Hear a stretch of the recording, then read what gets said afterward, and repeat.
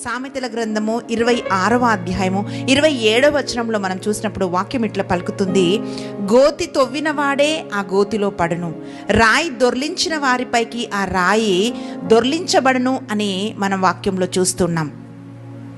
ఓహో, నేను ఇప్పుడు వీళ్ళకి గోతి తవ్వేశాను కదా, అయిపోయింది, వీళ్ళు పడిపోయారు, వీళ్ళ పేరు చెడగొట్టేశాను, నేనేం చెయ్యాలో అదంతా నేను వీళ్ళకి చేసేశాను అని మనుషులు మురిసిపోతూ ఉంటారు.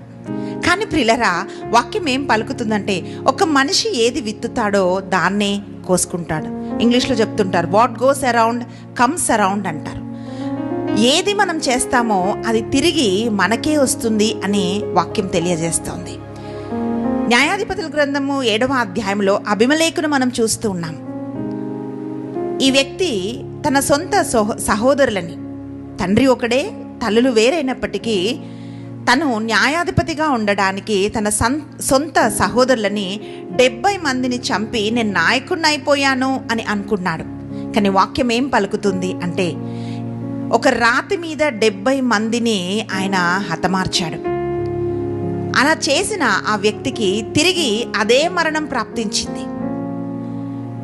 ఒక యుద్ధానికి వెళ్ళినప్పుడు ఒక స్త్రీ పైనుండి రోలుని దొర్రించేసినప్పుడు ఆ రాయి తన తలపైన పడి తల పగిలిపోయింది. రాతి పైన తన సహోదరులను చంపేసి నేను నాయకుడు అయిపోయాను అనుకున్నాడు. కానీ ఒక స్త్రీ చేతిలో చనిపోయినప్పుడు తన ఆయుధాలు మోసేవాడితో చెప్తున్నాడు, ఇదిగో ఒక స్త్రీ చేతిలో చనిపోయానే, అపకీర్తి నాకు రాకుండా నన్ను చంపేయమని చెప్పాడు. ప్రియులారా, ఏం చేశాడో అదే తనకు తిరిగి వచ్చింది.